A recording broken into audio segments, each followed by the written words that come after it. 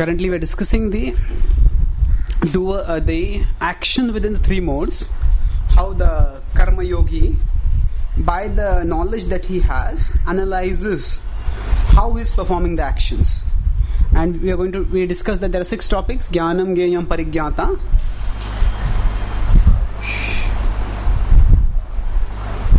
and then karanam, karma, karta iti.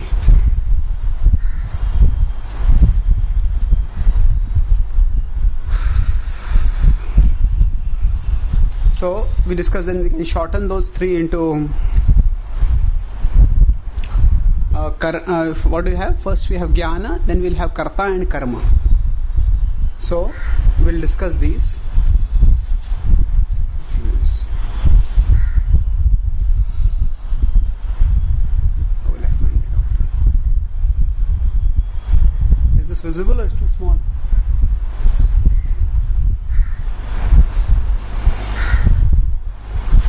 Better now? Or still too small?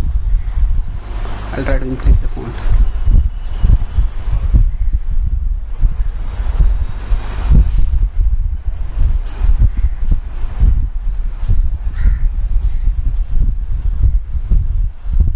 Yeah. Better now? Visible? Only thing is you don't have translations here. Okay, no problem. यत्तु kṛtsna-vad ekasmin kārye saktam ahaitukam atattvārtha-vad alpaṁ tāmasam udāhṛtam. So ekasmin. So this is characteristics of knowledge in the mode of ignorance. So it's a little paradoxical phrase, because ignorance means lack of knowledge. So how can you have knowledge in the mode of ignorance?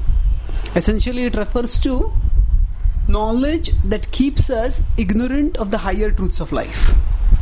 That's what we mean by knowledge in the mode of ignorance.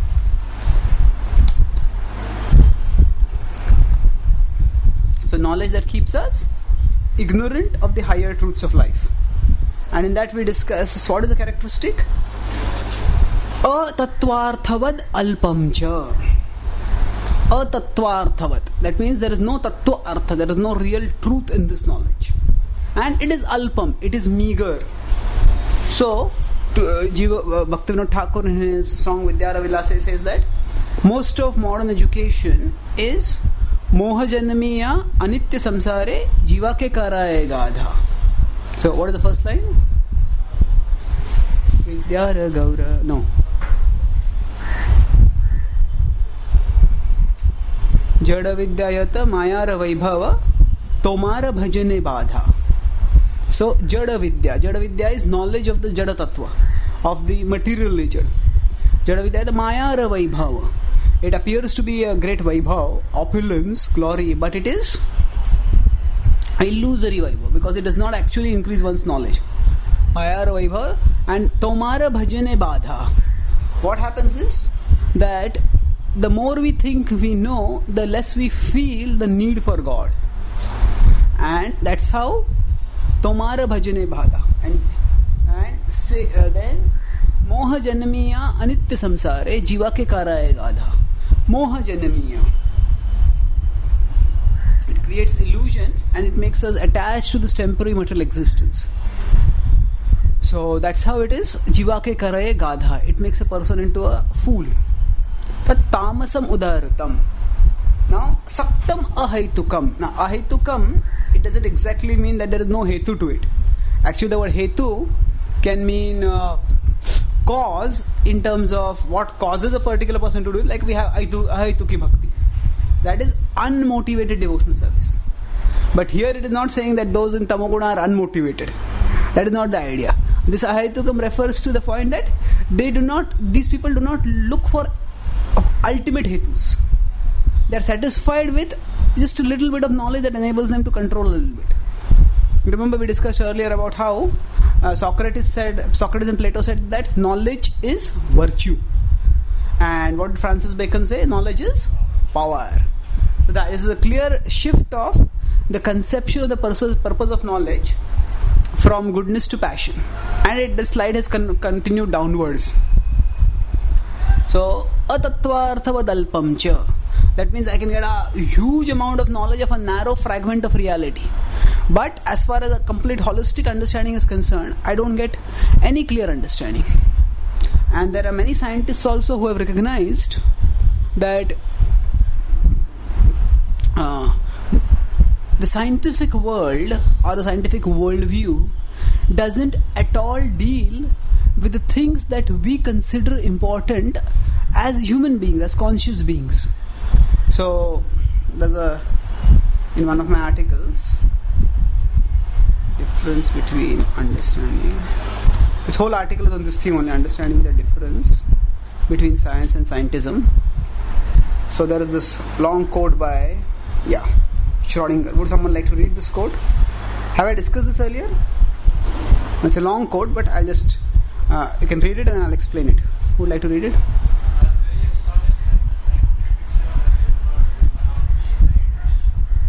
So it is good when we say that science is incomplete. That doesn't have the authenticity of scientists themselves admit it.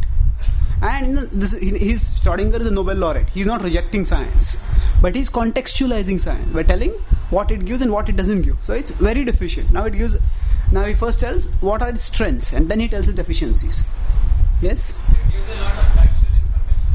Puts all our experience in a package should be consistent. Yeah. So this is what it gives: facts. Facts in terms of, okay, if I drop a stone from here, in how many seconds will it fall down on the ground? That kind of factual information it will give. And whatever experiences we have in the world, it can put them in a consistent order. If I move a car at this speed, it will reach from this at that much time. So when airplanes move, they can have tremendous precision. You start off at 3:08 from here, and say in Calcutta you will land at 4:29. Or 4:59. So precise they can have it. So it can put our experience in tremendously consistent order, magnificently consistent order. But, yes? But it is vastly silent about all externally that is really near to our heart. Yeah, so our external experiences, it can explain very nicely. It can put in a good order. But ghastly silent, it's totally silent. All and sundry means everything. Near to our heart. That really matters to us. What is that? It cannot tell us a word about red and blue. Why doesn't it tell anything about this? Because these are actually subjective experiences. For example, I have discussed repeatedly how the whole of medical science is ultimately meant to promote health and remove pain. But in medical science, you cannot have something like a painometer, which can measure how much pain a person is going through, because these are subjective experiences. Now, in a computer, what does it mean? He says that you cannot tell about red and blue or bitter and sweet. Now, if I make a say cover design, then if I put it in Photoshop or some other computer software, then it can tell, okay, the percentage of red is this much, the percentage of blue is this much, percent of green is this much. But the computer cannot judge whether this design is good or not, whether it looks attractive or not. So red and blue, in terms of its aesthetics, that science cannot tell anything about it. Similarly, now if I take a gulab jamun and put it in some appropriate scientific meter, it can tell me how much sugar is there in it, how much water is there in it, what all is chemical composition. But it cannot tell me, oh, this gulab jamun is delicious. It cannot experience that. So, see, leave alone spirituality, even the sensory enjoyment that is there, science is blind to that. In the sense that science cannot quantify it. Go ahead. It cannot. It knows nothing of? It knows nothing of beautiful energy, good or bad, God and good. Yes. Science sometimes pretends to answer questions in these ways. But the answers are very often so silly that we are not inclined to take. So what are the silly answers he's referring to here? So today morning in the Bhagavatam, and Thawdal Prabhu, he was telling about how they have this whole idea of, from faulty design, they infer therefore chance and natural selection are better explanations. But they are not. So at least atheism over the last 10-15 years has become very militant. People 50 years ago, 100, 60 years ago, science was intellectual respectable, but atheists knew that apart from God, we just don't have any explanation. And here Schrödinger is admitting that. To instigate chance as the almighty mover of the universe is a silly answer. But these silly answers are being taken seriously because today people feel that the religious answers are very intellectually insufficient. They are unsophisticated. They are simplistic. The idea that God created the universe in 7 days, or the earth is 6,000 years old. These notions which are there in the mainstream religions of the world, they seem so intellectually appalling that a chance seems to be a more respectable alternative. But it doesn't work out like that, because chance is, as it says, a silly explanation. So atattvārtha-vad alpaṁ cha. Now some people may balk at the idea that we are putting science as knowledge in the mode of ignorance. But the point here is not that all scientists have to be in the mode of ignorance. There can be now the very fact that Schrödinger is thinking like this, it indicates that he has an evolved consciousness to some extent at least. And there are many scientists who are also more or less in the mode of goodness and striving for knowledge. But science as a whole has become a largely commercialized enterprise, and it is controlled by factors of commerce to a large extent. All science requires funding, and the funding comes either from the military or the industry, the consumer industry. So because of that, the focus, the thrust of scientific knowledge has been towards utilitarianism, making things better for people's sense gratification so that they can be exploited. That's why atattvārtha-vad alpaṁ cha. Atattvārtha-vad. There is no tattva in this understanding. There is no foundational cause which is addressed over here. Any questions about this? So now Krishna, after jnanam karma cha karta cha, first he talked about jnana, now he'll talk about karma. Yeah.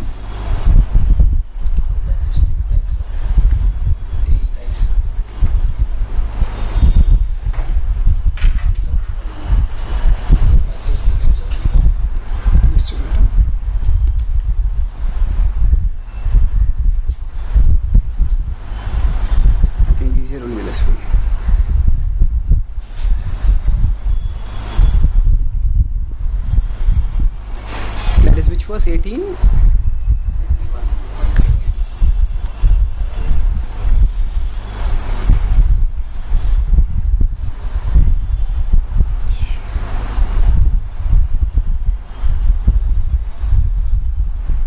Okay, so in the mode of ignorance, on the knowledge in the mode of passion, Prabhupada talks about various conceptions. According to that knowledge, the bodies differ from one another because of the development of different types of consciousness. Otherwise, there is no separate soul which manifests consciousness. Yeah, I'll come to that. So basically, this is pure materialism, materialistic monism. Matter is all that exists. There is no separate source of consciousness, and consciousness is just an emergent property of matter. Although actually that requires a far greater sense of magic to say that dead matter can suddenly become conscious. That's one theory. So then again, what materialistic monism makes that matter itself to be ultimate, and matter we see in so many forms and colors and shapes. So all of them become separate.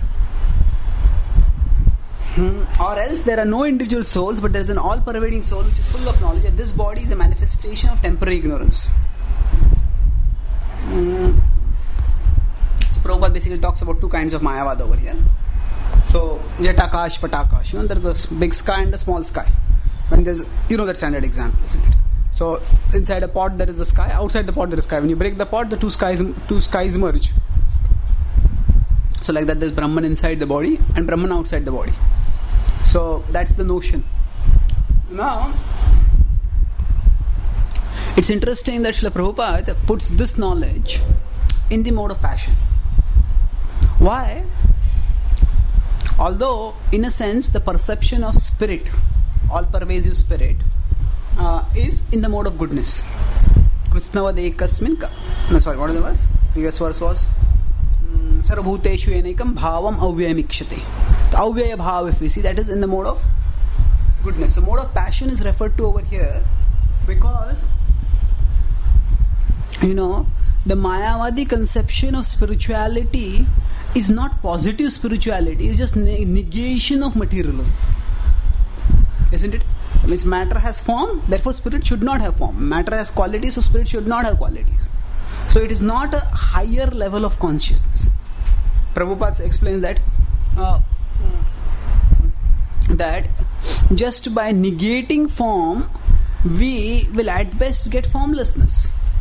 But that doesn't mean that we automatically get something that is spiritual. So because the consciousness, so the Mayavadis may be claiming to be perceiving spirit and attaining spirit, but their thought process is still stuck with matter. Because they are not able to break free from materialistic conceptions. Their idea is that matter is limited. Whenever there is any material form, that form limits the being who is in that form. And therefore, if we want to have a all-pervasive being, then that being should be free from form, free from limitations, and therefore it should be free from form. So the whole analysis is based on the conceptions that frame materialistic levels of consciousness. It's just like, suppose you tell somebody, please don't think of a blue monkey. You never thought of a blue monkey till that day, but that day you can't stop thinking of a blue monkey. So the Mayavadis, they say, down with the form, down with the matter, down with qualities, down with activities, down with colors, down with shapes. But then their whole spiritual conception is centered on negation. And in that sense, we can say it is at the material level of consciousness which differentiates. So they focus on differentiation in a negative sense by denying all differentiation, but they're not exactly perceiving a spiritual reality. Is it clear?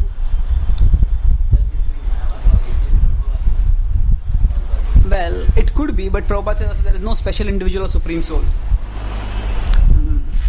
So in general, if you look at the Bhagavad-gītā itself, Brahmavad would be the previous verse. So in general, if you remember, we have discussed that Prabhupada uses the Mayavad conception in a very broad, generic sense. For example, Shankara's Advaita-vad that is there, and what Swami Vivekananda's Neo-Vedanta is there. So actually their conceptions are very different. Shankaracharya never talked about, say, humanitarian work or Manaseva Madhav Seva like that as Swami Vivekananda did.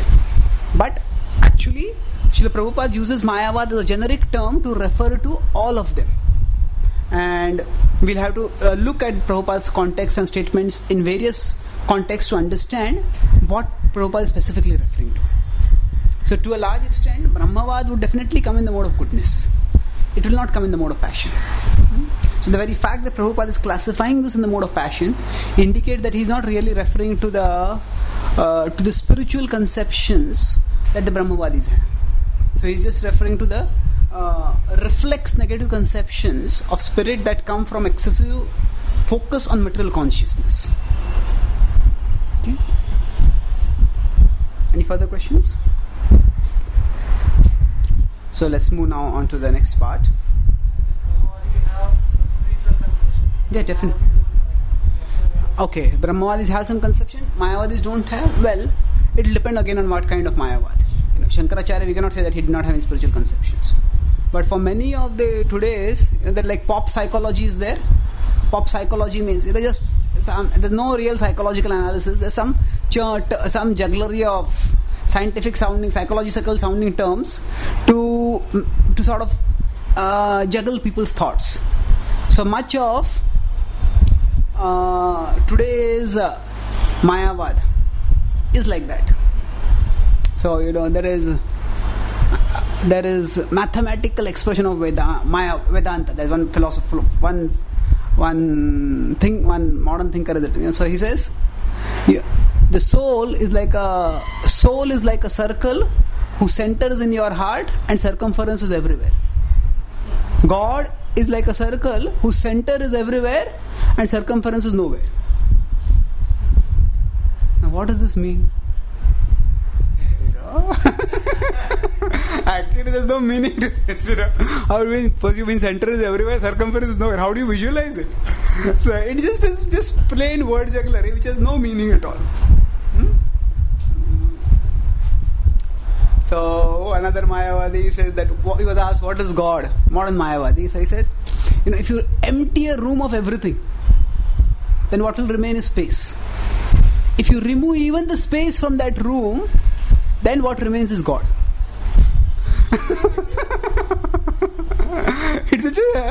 It's such a negative based idea of God, where this is actually not even based on philosophy.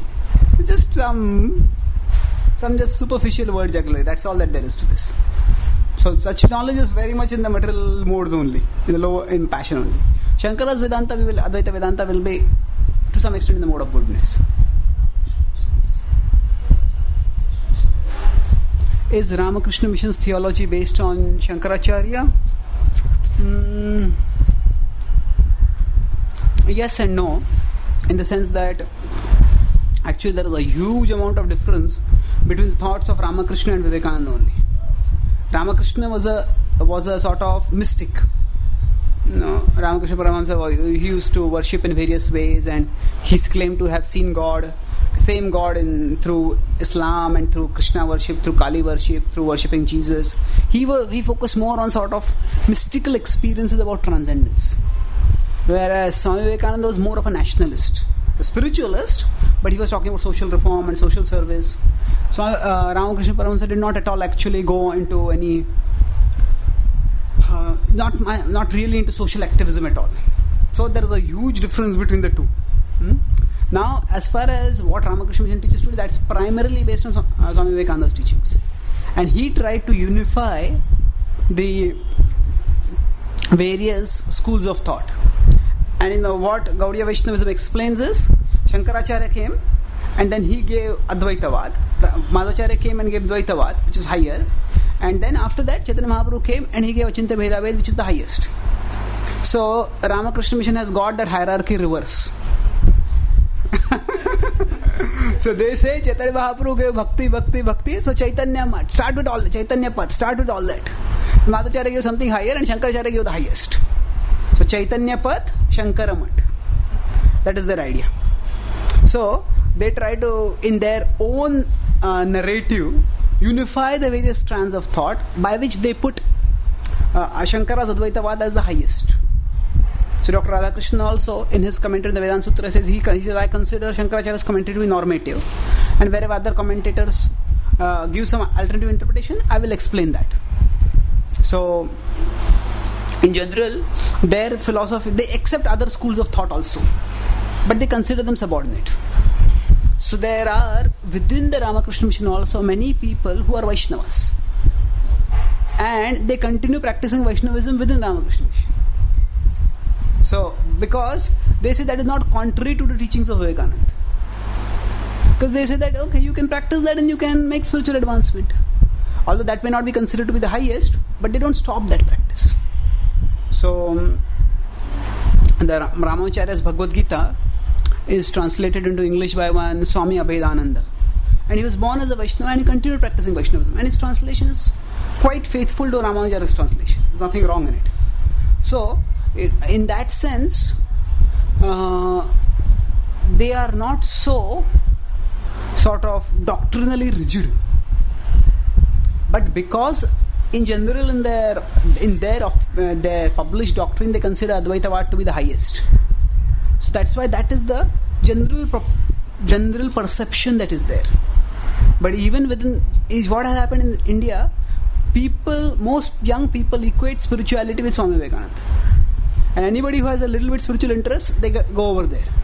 Then they just don't know much about Swami Vivekananda's philosophy. The only thing they know is that he spoke my dear brothers and sisters, and he got a standing ovation, and he stands in a very attractive, impressive pose, and he is awake India, and that sort of inspirational slogans he makes. So many people even with the devotional sentiments, they join Ramakrishna Mission because they feel that's a spiritual movement which is active also.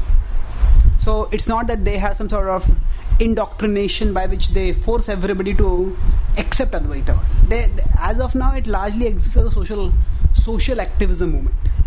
So doctrinal education is not very emphasized within the ranks, and that's why there may be people who may be Vaishnavas and they may continue to be Vaishnavas also. That's why rather than branding people according to that particular institutional affiliation, we can see what is that person's individual conceptions. But that is generally their idea. So they move towards Advaitavad, but so he had that idea that he talked about you Western people. Swami Vivekananda said, what can you understand the love of the gopis for Krishna? He said that is so pure, that is the highest expression of love. He says, you Christians, you only think of God as a father and master. But then he talked about these five rasas. You talk about master, then you talk about as servant and master, and then that is equated with father and son. Then he knew about these five rasas. So then he talks about Sakhya ras, Vatsalya ras, Madhurya ras. And he says, actually the rasa of the... You see what happens in all these five rasas, the intimacy increases more and more. The intimacy increases more and more. And the gopis' intimacy with Krishna is the highest, just one level before union. So he put the five rasas in the hierarchy, and above that he puts union, Sayujya Mukti. The Sayujya Mukti is actually below all the five rasas. So one of the reasons why our acharyas have been so vehement in criticizing is because they got all the hierarchy wrong. That which is the highest, they have made it the preliminary. So that's the mess that they have made. Clear? Okay. Yes, Prabhu. Yeah. Which ones?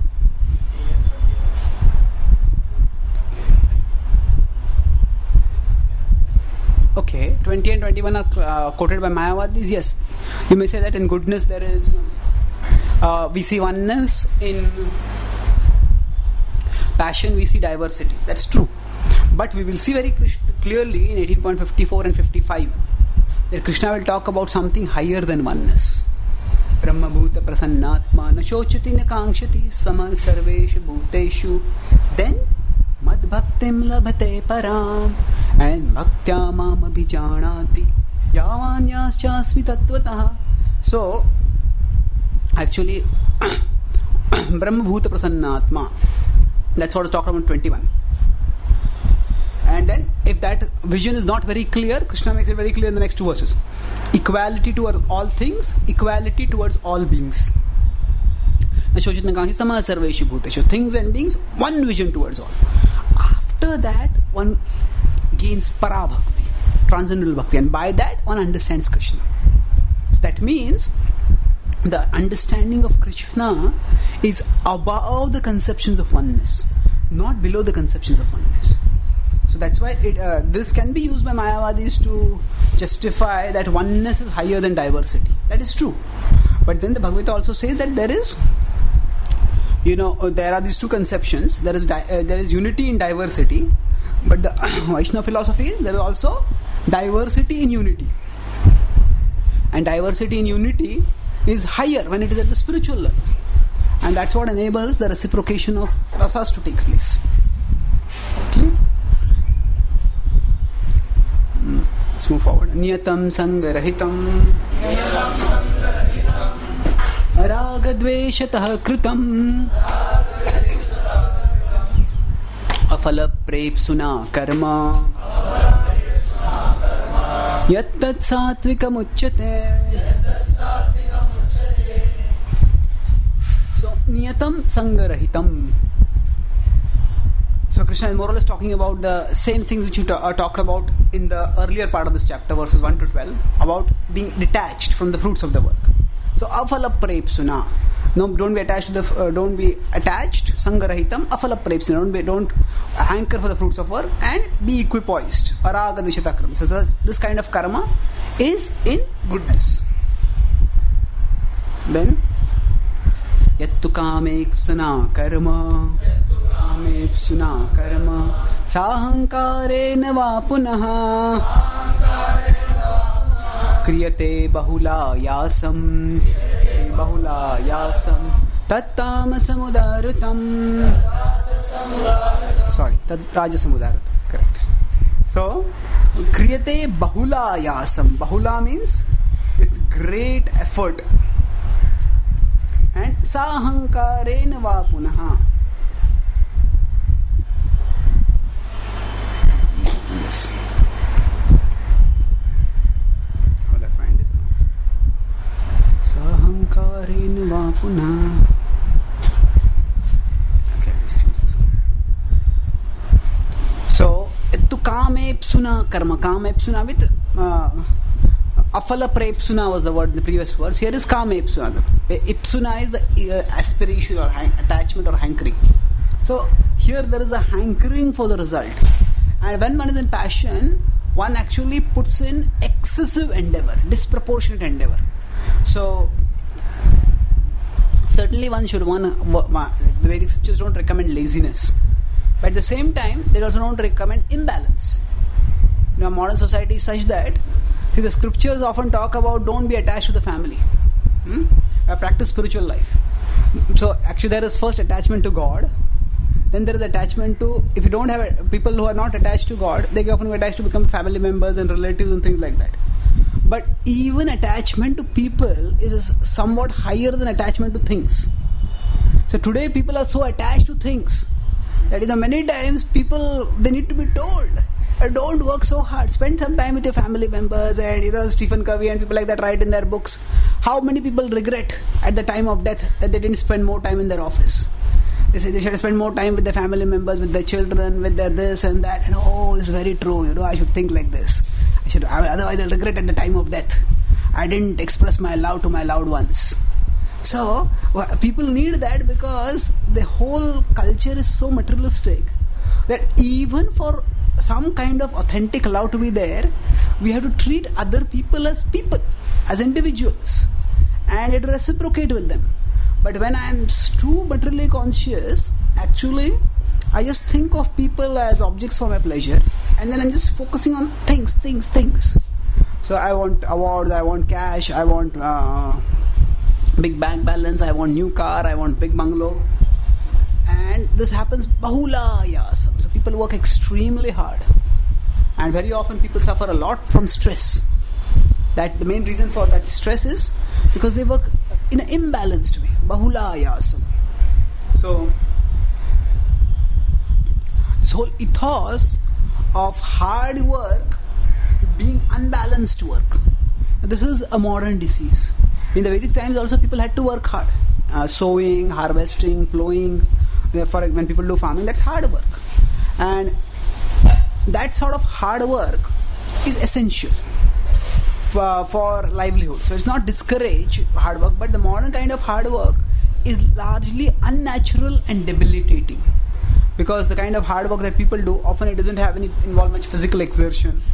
It just atattvārtha-vad alpaṁ. It's based on people take one software program, just go deep into that and try to debug it, and that's what they may be required to do for a living.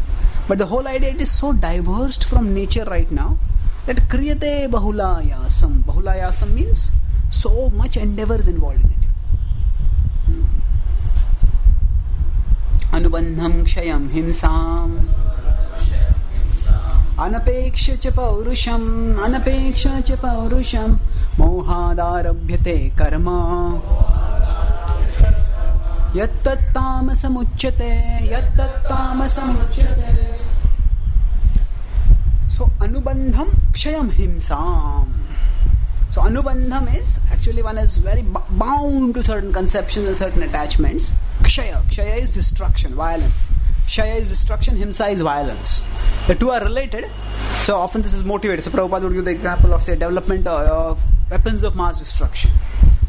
So they are a really heavy destruction. Nowadays, the destructive potential is such that you can have an explosive device which just looks like a cell phone.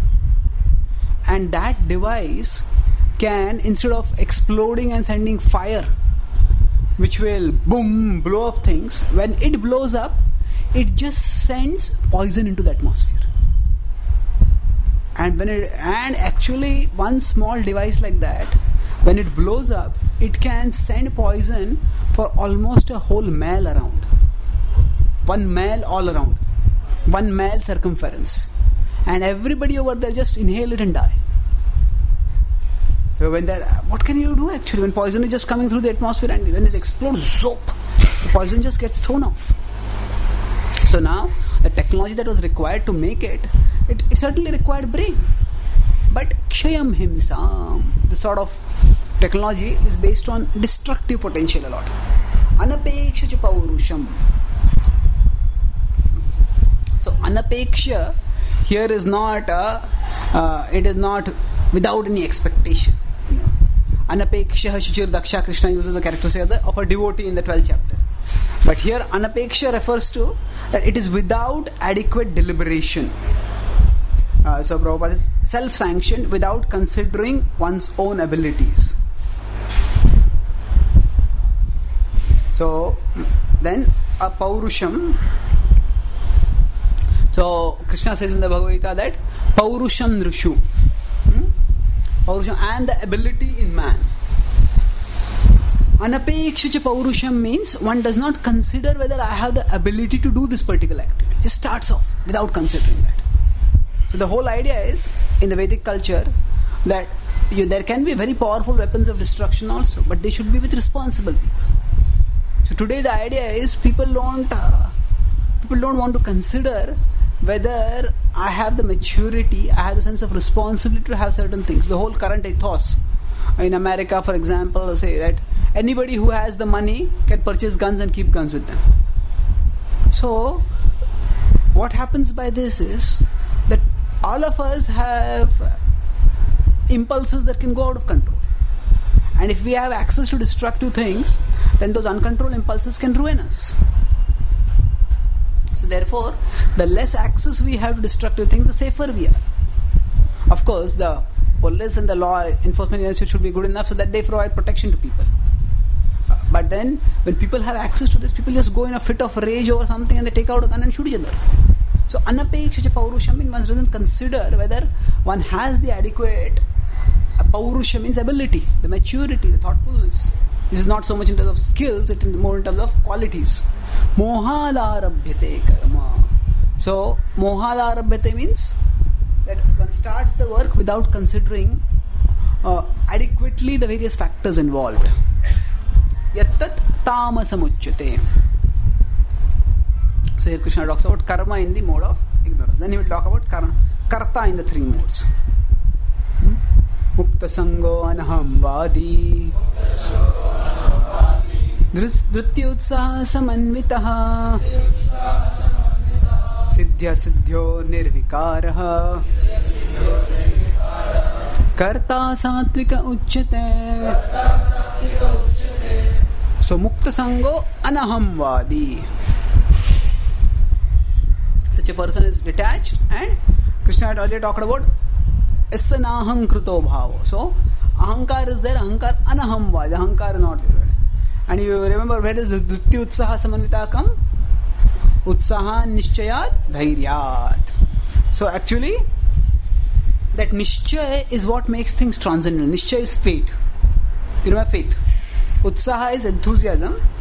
Dhriti is determination. So you remember we discussed the table that when there is enthusiasm, there is determination, and there is faith. So if there is only enthusiasm but no, Dhriti utsaha. Dhriti is what? Patience. Yeah. How does Prabhupada translate it? Yeah. Dhriti utsaha samanvitaha. So dhairya is patience. Utsaha nishchaya dhairya. Okay. Nishchaya is determined. Nishchaya is no. Nishchaya is faith over there. Utsaha nishchaya dhairya. So dhairya is patience. So dhriti is determination. Dhriti utsaha samanvitaha. That means that there is enthusiasm and there is determination.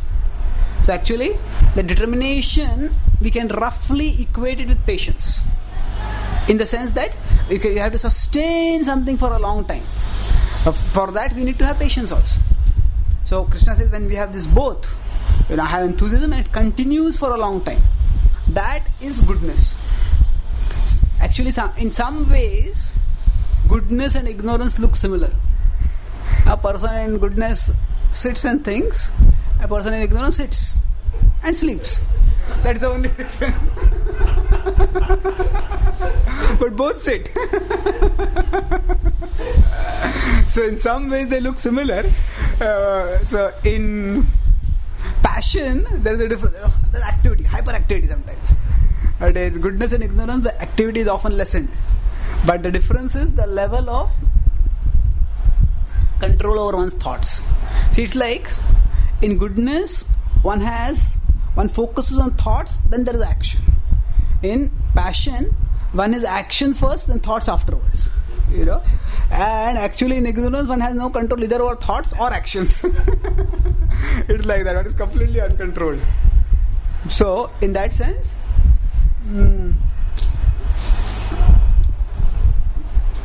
so ditya utsaha samanvitaha. Then Krishna will talk about the action in the mode of actor or performer in the mode of passion. Ragi karma phala prepsur, ragi karma phala prepsur, lubdho himsatmako shuchihi, harsha shokanvitah karta,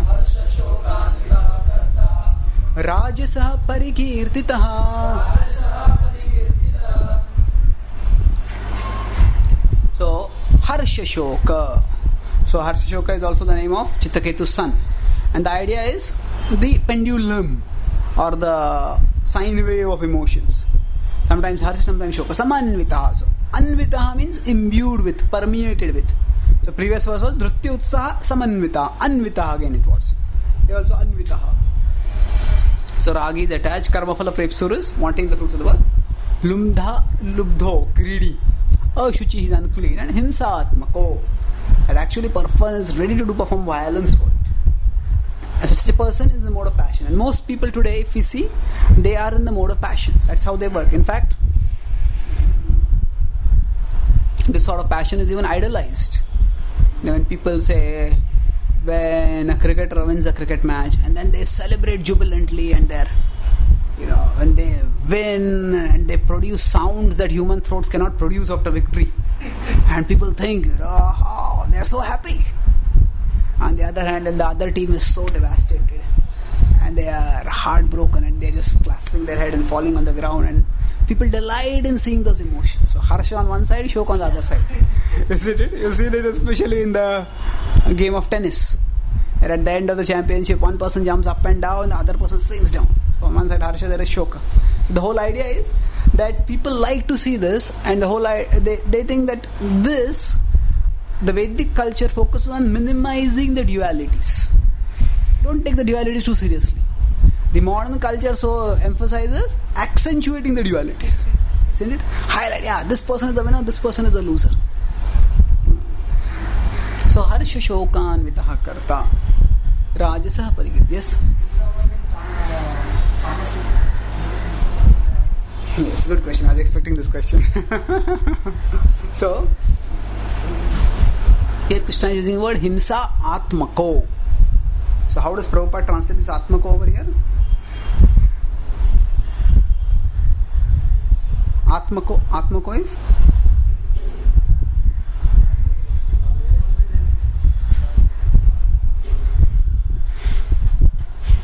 What is happening here? Himsa atmako is always envious. Actually, this is not so much the word atmaka is used here. This refers not so much to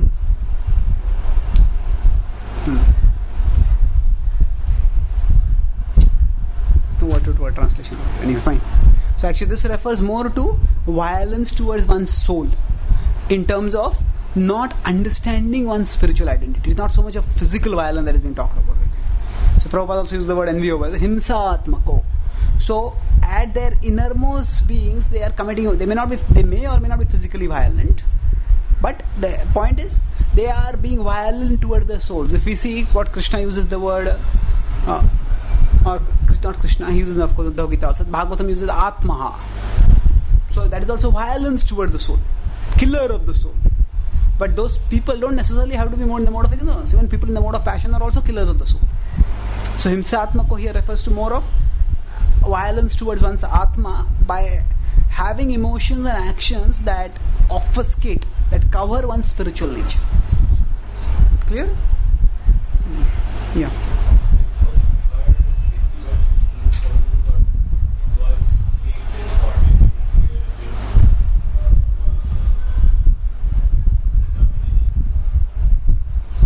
What does the word dhruti mean?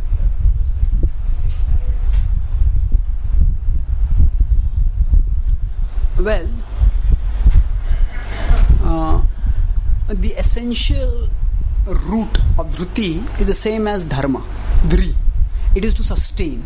So, the idea is what can sustain one? We can say it's patience, sometimes it's determination. So, fortitude, the word essentially means patience. When there is great difficulty, at that time one perseveres on. Now, a person has a lot of sufferings and then person stays continuing on, tolerating it and continuing on. So that's called, that person has a lot of fortitude. So, the whole idea is the common essence of fortitude, patience and determination is the capacity to sustain and go on. So, that quality by which one sustains and perseveres, that is dhruti. Now, harsha shoka anvita karta. Now, after that we'll discuss the doer in the mode of ignorance. So, this is probably one of the most meaning-packed verse of the Gita, in a sense. Every word is describing so much over here.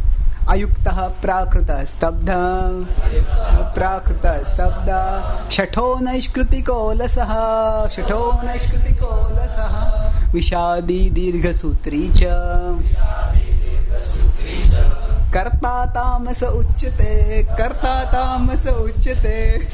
So he's describing 8 characteristics of the person in the mode of ignorance. So ayuktaha, yukta means regulated, ayukta means unregulated. So actually, according to psychologists, there are 2 kinds of depression. There is chronic depression and there is manic depression. So chronic depression means that person is always, hey, I can't do anything, I am good for nothing. Manic depression means that person is depressed sometimes and is maniacally enthusiastic at other times. Sometimes that person feels I can't do anything, the next moment the person feels that I can shake the whole world. Sometimes the person will be super active. It's like a manifold expanded version of bhogatyaga. So that is the whole idea that the person is not yukta. Ayuktaha. Prakritaha. Prakritaha means prakrita is materialistic. Ayuktaha, prakritaha. So the person is a person in the mode of ignorance. That person just can't think of anything beyond matter at all. Completely caught in matter. Prakrita, stabdha. In general, the more knowledge we have, the more respect we learn for things as well as other people. But the more a person is in ignorance, the more the person thinks, I am right. Stabdha. That right is not based on any knowledge, it is just impudence. It's impudence. This is different from the goodness where there is attachment to opinions. There is basically some reasoning, some logic over there. But here it is just, this is my way. Stabdha. Impudence. So often the stabdha is used in the Mahabharata to refer to Duryodhana. Stabdha.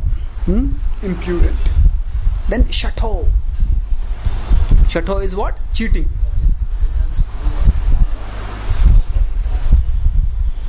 Was Duryodhan's guru Charvak? Well, not exactly guru. His main counsel came from Shakuni, and Shakuni at one time he got a Brahmin. His name is starting from K. Kaushika Kanaka, I think Kanika or Kanaka.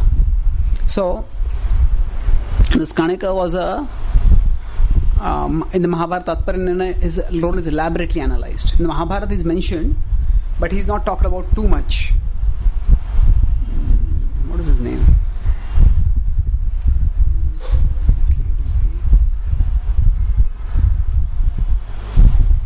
It'll take time to find out. It's got frozen. So anyway, Kanaka or Kanika, his idea was that there is no use of any morality at all. The whole thing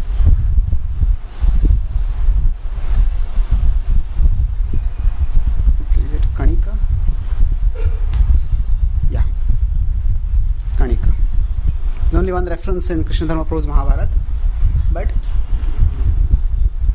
so when Shakuni wanted to use all his fraudulent schemes against the Pandavas, he knew that Dhritarashtra would not agree. So what he did, knowing that Dhritarashtra never acted without counsel, had suggested that he seek advice from Shakuni's Brahmin friend Kanika. He was an expert in statecraft and politics, and Kanika told Dhritarashtra that he should feel no compunction about rooting out his enemies before they harmed him, and he should destroy them without hesitation by any means possible. Whatever means. The means don't matter at all. You can use whatever you want to do. That is Kanika. So I'll just write this down. So in a sense, Duryodhana's guru was Shakuni, and Shakuni justified whatever he wanted to do with the help of Kanika's rationalization.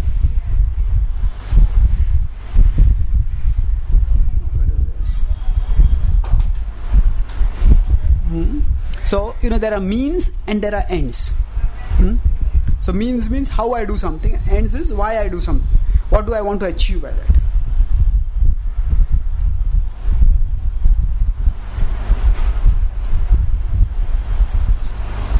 Things are getting confused over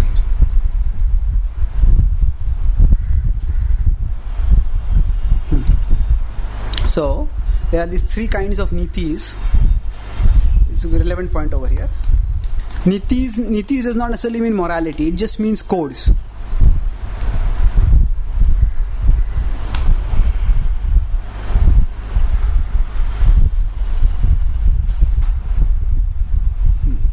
So there is the teacher of the Devatas is who? Brihaspati. So there is Brihaspati's niti, then there is Shukracharya's niti, and then there is Kanika's niti. Okay,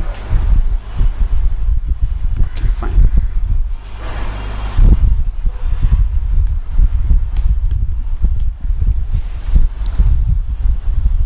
So Brihaspati, Shukracharya, it's called a Shukra niti, Brihaspati niti and Shukracharya, and then there is Kanika. Kame psuna karma.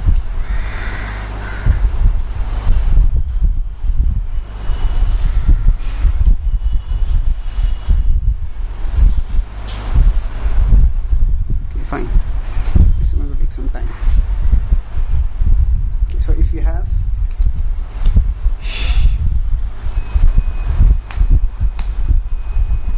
means and ends.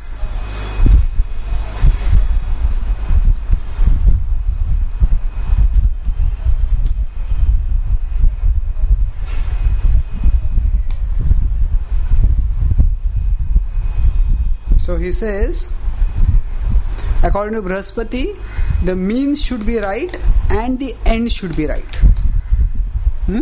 So whatever we do, we should use the right means to gain the right ends. According to Shukracharya, the end should be right, the means can be wrong. And according to Kanika, neither matter. Yeah? What you want, you get it. If that's what you want, don't care whether it's right in the means, right in the end, just do what you want to do. So, this is actually the various kinds of morality. Now, the Mahabharata, to some extent, uses the logic of Shatho-Shatyam. If the opponents are cunning, then you can also be cunning. So, in many places, for example, the killing of Bhishma, Drona, or the four Maharathas, Bhishma, Drona, Bahalika, and Karna, and even Duryodhana also to some extent. In all of them, there is some kind of immorality involved. From the absolute strict point of view, there is immorality, but if you look at broad context, it cannot be really called as immorality, because those people had done far greater immorality, and they were always the instigators, the starters of immorality. So, the idea is that for good ends, bad means can sometimes be used. But it should not become a rationalization that I will do this all the time. But it has to be done very, very carefully. But at least the ends should be good. The end should be good. But Kanika says even the ends need not be dharmic, the means need not be dharmic. Actually, the ultimate dharma is self-success and self-preservation. There is no dharma higher than that. So for that, whatever one wants to do, one can do that. So actually for Duryodhana, his guru was to a large extent Shakuni, and Shakuni had his own ideas, and he would use Kanika to justify his ideas. Okay, just complete this verse. So Charvak is just mentioned only once in the Mahabharata, that after Duryodhana is coronated, at that time, after Yudhishthira is coronated, when he is being welcomed by the Brahmins, at that time Charvaka is a demon friend of Duryodhana. He takes the form of a Brahmin and he says that, "Oh Yudhishthira, your greed for the kingdom has been the cause of all this bloodshed. And all these Brahmins disapprove and condemn you, and they have selected me as their spokesperson for expressing that condemnation." When he speaks so vehemently, Yudhishthira is already disconsolate because of all the bloodshed that he has seen, and he feels he has caused. He becomes completely grief-struck. And he says, "Yes, what you are saying is right. I will forsake the kingdom and I will go into the forest." And as soon as this exchange happens, all the Brahmins says, "Alas, alas, this is not our opinion. He is not our spokesperson." They look at him, and then by that mystic vision, they see. He says, "You are not a Brahmin. You are the demon Charvak." And they just, by their glance, they reduce him to ashes over there only. And he gets killed. So he's not exactly mentioned as a guru. He's mentioned as a friend who sometimes gave counsel. But he's considered to be a demoniac person in the Mahabharata. At least that's what mentioned in that incident. So I don't know whether it's mentioned earlier in other cases. Now, the word Charvak is like a generic name. This Charvak was not necessarily the founder of the school of Charvak thought. That school of thought was going on before also. And there might have been a Charvak, like we are talking about Charvak Muni, udāhṛtam Pibet. So, just like Janaka, Janaka is the name of there are many kings who had by the name Janaka. So Janaka, which is mentioned in the Bhagavatam, in the Bhagavad-gītā, is not necessarily the father of Sita Devi. So like that, Charvaka also, this name has been there for many sages. So later on, many times, if a person was an influential proponent of the Charvaka school of thought, he was also called as Charvaka. Like that. So let's quickly complete this. So, Vishadi, so Shato Naishkrutiko Lasaha. What is Naishkrutika? Prabhupada is expert in insulting others. So, it's sarcastic. And then, the sarcasm, sometimes if it is meant for a purpose of educating others, that might be good. But sometimes it's taunting just for the sake of hurting. That is the mode of ignorance. Speech should, as I said, we should build bridges, not build walls, not break bridges. Alasaha. So now the last three talk about. So first three talk about activities. I was talking about chronic and manic depression. So first are about manic activity. The whole idea is act in a destructive, detrimental way. And the remaining is don't act only. Alasaha is lazy. Vishadi. Vishadi is Vishad karne wala. Always lamenting, always dejected, always depressed. Very kismati phuti hai, kya karu main? That sort of idea. Right? Lastly, Dirgha Sutri. Actually, the word Sutra means short, condensed, like Vedanta Sutra. Dirgha Sutra means very long. So Prabhupada writes that what can be done in one day, they will take a year to do that. Anything which can be done in an hour, they drag on for years. Dirgha Sutri cha. So actually, many times there are some things which you don't like to do, and we drag our feet on them. You know what is the meaning of dragging our feet? Sometimes the mother has to take a child to the doctor for some medicine or some injection. The child doesn't want to go. What the child does is puts his feet on the ground and doesn't want to go. Then the mother has to drag along. So their feet get dragged along to move. Sometimes we drag our feet about such things. So actually, if you want to live, either there are only two ways to live. Either you like what you do or do what you like. But if we have to develop some sort of liking for what we do. How can we develop that? It's not that we can always do what we like to do. Do what we like or like what we do. So, today, the large extent Varnashram means what? People are largely given the concept of do what you like. So, according to their nature. But all of us, sometime or other, we will be faced in a situation where we have to do what we don't like to do. So at that time, somehow by our intellectual analysis, by understanding how this is important for me and how this will be useful for my growth, for my survival, whatever, we have to develop some liking for that. If we are very resentful of what we are doing, we will simply trouble ourselves, we will simply torment ourselves, we will not be able to do it also, and we will trouble others. Others will have to keep pushing, do it. And then we will make ourselves miserable, we will make others miserable.